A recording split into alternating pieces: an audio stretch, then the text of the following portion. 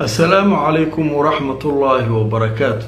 كلنتي wanaagsan asxaabay meel kasto aad joogtaan ku soo dhawaada mar kale iyo mid kamida barnaamijyada aan idinku talagalnay waa barnaamijkeeni galabnimo. maanta waa maalinimo Isniina, taariikhduna waxay ku beegan tahay 15 bisha September sanadka 2025. haddaba barnaamijkeena labaad ee maanta Isniina waxaynu ku soo qaadanaynaa shirkii madaxda wadamada Islaamka oo si rasmi ah uga furmay goordhaweyd magaalada Dooxa ee dalka Qatar. waxaana shirka furay amiirka dowladda Qatar Tamim bin Hamad Al-Thani. وبركاته. بعون الله نفتتح أعمال القمة العربية الإسلامية الطارئة لبحث الهجوم الإسرائيلي على دولة قطر. اخواني، بسم الله الرحمن الرحيم. اخواني اصحاب الجلاله والفخامه والسمو، اصحاب المعالي والسعاده، الحضور الكرام، السلام عليكم ورحمه الله وبركاته. ارحب بكم في بلدكم الدوحه، واشكر لكم تفاعلكم وتجاوبكم مع الدعوه الطارئه لعقد هذه القمه. haddaba waxyaabaha shirkaasi ilaa hadda looga wada hadlay iyo xaaladda shirku halka ay marayso wararkii ugu dambeeyaan idiin haynaa. inkastoo Dooxa shirka dalalka Islaamka uu ka furmay, Netanyahu weli wuxuu sii wadaa dhoolatuskii uu sameynayay ee ahaa in iskaashi iyo militariba uu saaxiib la yahay Mareykanka. wasiirkii arrimaha dibadda ee Mareykanka iyo safiirkii Mareykanka ayuu geeyay derbiga Yuhuudda ay caabudaan ee ku dhow masjidka barakaysan ee Al-Aqsa.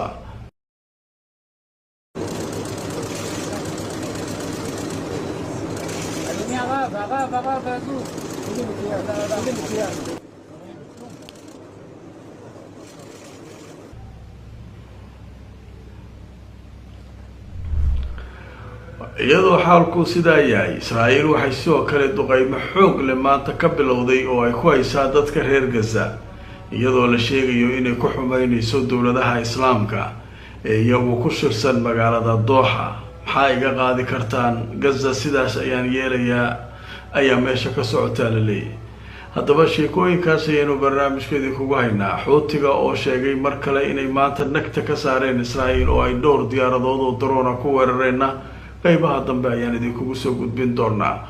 qodobadaas ayaynu barnaamijkeena galabnimo ku faahfaahinaynaa. inta aan ku jirno wixii warar oo dheeraad ah soo kordha waan idila socodsiin doonaa. kulanti wanaagsan mar kale asxaabay meel kastoo aad naga daawanaysaan kusoo dhawaada barnaamijkeena galabnimo. waxaynu ku bilaabaynaa shir madaxeedkii dalalka Islaamka iyo kuwa Carabta oo si rasmi ah uga furmay magaalada Dooxa ee dalka Qatar. haddaba barnaamijka kii ka horeeyay ee saakay inta daawatay way ku mahadsan yihiin. waxaynu ku soo bandhignay qodobada miiska saaran ee la doonayo madaxdu inay markaa ka hadlaan oo ay ka doodaan. haddaba hadda waxaa la guda galayaa goordhow ka doodista qodobada muhiimka ah. ugu horeyn shirka waxaa furay amiirka dowladda Qatar, isagoo sheegay inuu marka hore soo dhaweynayo madaxda. shirkana uu ku saabsan yahay xadgudubkii Qatar lagu sameeyay oo Israa'iil ay ku samaysay. haddaba marka hore amiirka oo furaya madaxda soo dhaweynaya aan dhageysan. وبركاته. بعون الله نفتتح أعمال القمة العربية الإسلامية الطارئة لبحث الهجوم الإسرائيلي على دولة قطر.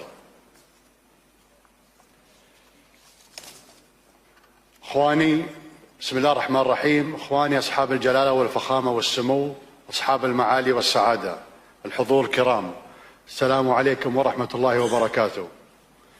ارحب بكم في بلدكم الدوحه، واشكر لكم تفاعلكم وتجاوبكم مع الدعوه الطارئه لعقد هذه القمه.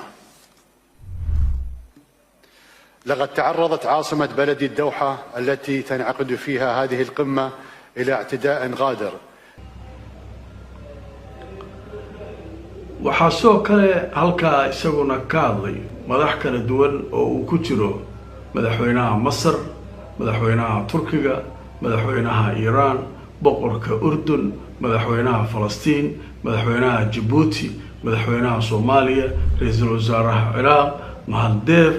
intaasoo dowladood way hadleen. madaxweynaha Lubnaan, كل قد هذا الله نسي كل واحد يسكر رأسين إنه قردرتها إسرائيل وحيكو كعيس تهينا إلا إسكعلي وحي نسيوه كلا شيئين إنه لما أنتو دونيان دولة فلسطين إلا هلو حدوده ذو أيهين كون سقال بقول لحظة تضبطي عاصمة ذو أي تهي قدس تبري هل كاسو مسجد كبركة سنة الأقصى كل أي معمولة يسو دولة دا فلسطين مركا wada hadalka iyo hadda sida shirku ku bilaabmay qolo walba waxay muujinaysaa inay ka xun tahay waxa Israa'iil laakiin dadka wax falanqeynaya waxay leeyihiin maxaa marka ka soo bixi kara shirki hadda wuu socdaa barnaamijka caawa hadii alla idmo ayaan jecelahay bal wixii soo kordhay inaan idin kula socodsiyo qodobadii noo balansanaa oo maanta barnaamijkii saaka inuu ku soo qaadanay miiska saarnaa oo xiisaha lahaa intaan daawano way daawan doonaan barnaamijkeygii subaxnimo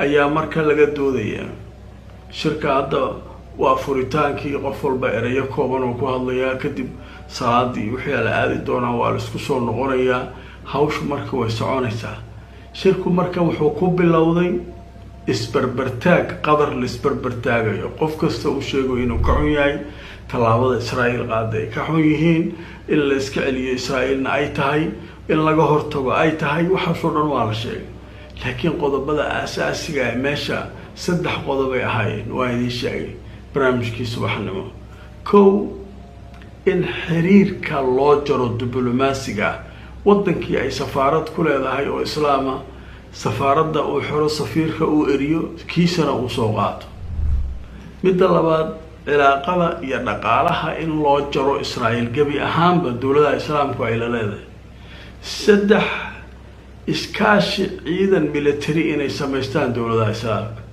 saddexda qodob oo ugu muhiimsan oo miiska saaran waa kuwaas marka waxay iska yiraahdaan iyo waxay ka soo saaraan waa arki doonaa qodobadaas marka shirka hadda wuu socdaa wuu furmay waa la soconaynaa wixii soo kordhana waan idin la socodsiin doonaa qodobka kale marka shirka intuu halkaa ka socdo ninkii Netanyahu ahaa wuxuu wadaa dhoolatus waxaa marti u ah wasiirka arrimaha dibadda ee Mareykanka Marco Rubio ninkii marba meel u geystaa wuxuu yiraahdaa Mareykan intaan haysto xulafo dambe aan u baahnaay male xulafada midda ugu weyn baan haystaa kan baan haystaa nimanka meesha ku shiraya maxay qaadayaan marka wasiirka arrimaha dibadda iyo safiirkii Mareykanka inta kaxeeyay uu دربي ليرادو دربيغا براقة oo maaragtay masjid barakaysan al-Aqsa dhinaciisa galbeed ku yaala oo yahuudu ay caabudaan halkaas u geeyay derbigaasi tasalaxdaan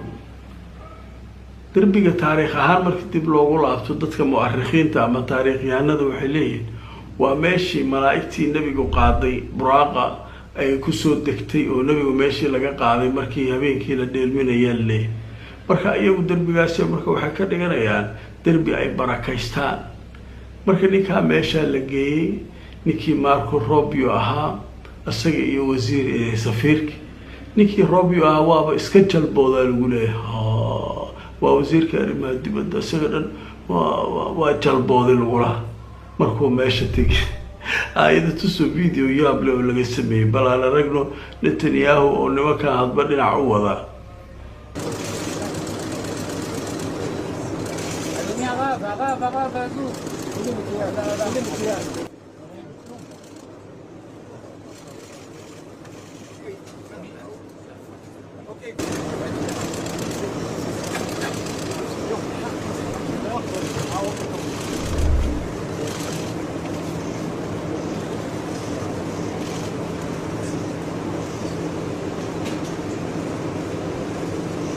واتاي qodobka isaguna halkaas ay kaga gudbaynaa Netanyahu waa imtixaan والله يسهيا دولتي إسلام كمدحدودي يسوون هالكان وكفيستين يجون هالكان كل سيء بالوحي نحدودا كسر بحوارك دورنا لكن كله إسرائيل وحي مات وضالي ردقيمه وحما جزا وحي كحما نساء مدح عربت دوحة سوتي ويوجين إن داين دجال كله توجي أما يا وحنا قاضي كروان يا وحتري كرا وجزء سوقر من كرا بلا شامش أو الشرسة حاسة ما يكرتان ولا نتريا هذا ومرك على تسو وركي قدام بيش كذا لقى قري أو كسابسن haddaba aljazeera waxay leedahay ciidamada israa'iil waxay bartilmaameedsadeen magaalada gaza iyagoo isticmaalaya weeraro aada u xun oo ballaaran oo ay wax badan ku burburiyeen oo si xun ay magaalada u galayaan.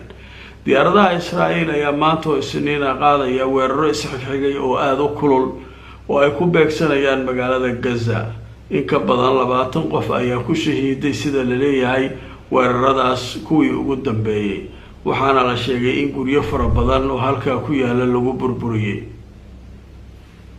ay 25 waa ka badan yihiin alle dadka dhin maanta kaliya duqeyne iska wadaa gow waa la yaaba dadkii reer Gaza waxay leeyihiin maxaa jira shir madaxeedka wadamada islaamka ee Israa'iil ka xanaaqsatay lugula bayaa waxay ka qaadi kareen gow ay ku haysaa.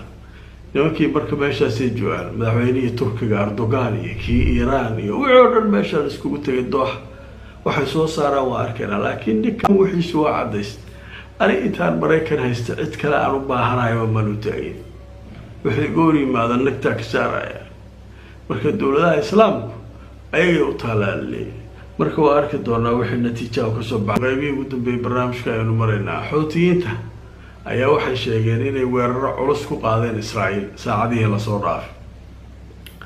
haddaba aan tusoo wakaaladda wararka Anadolu waxay leedahay Xuutigu waxay sheegeen inay weerareen Israa'iil iyagoo waliba isticmaalaya 4 diyaaradood oo drone ah. waxaan uga jawaabaynaa yiraahdeen xasuuqa iyo gaajaysiinta Israa'iil ay ka wado marinka Gaza. afhayeenka kooxda Xuutiyiinta ninka la yiraahdo Generaal Yahya Sariic ayaa sheegay 3 ka mid ah 4 diyaaradood inay ku beegsadeen airport-ka la yiraahdo Ramon. midda afraadna waxay sheegeen inuu ku garaacay hadaf military ama goob militarigu ay leeyihiin Israa'iil oo ku yaala gobolka la yiraahdo Naqab sida ay sheegtay kooxda jamaacada Ansarullah. nimankan Ansarullah Xuutiga niman naxayb ma islaamka madaxdooda hashareen ama iska dhaafay ayuu taalayli. annagu waxaan gudanaynaa waajibka nasaaran dadka masaakiinta ee muslimiinta la leynayo wixii karaankeena waa difaacina. dadka kale iyaga u taala mar hore Xuutigu waxay yiraahdeen guriyihiina la idinkugu iman doonaa haddaynaan hadda dadka u gurman. masaakiinta Falastiin la dhibaateynayo haddaynaan hor istaagin Netanyahu waa horor waa dhurwa oo idin la cuni doona kulli guriyihiina ku cuni doonaa. tiya socotaad meequu mara Suuriya, Lubnaan, Yemen, Iran, Qatar waxa soo saas u raamsanaya. kuwa kalena hadda ku dara hadda wuxuu u xeedeynaya Turkiga iyo meelahan iyo inuu galo raba. marka sheekadu halka maray laakiin Xuutigu waxay yiraahdeen annagu hawsha kuma jirnay yiraahdeen annagu mar walba ninkan nagta ka saarayna inta uu Gaza weeraray annagana waa weerarayna. Abu Yaman caadi ma Xuutiyiintu niman caadi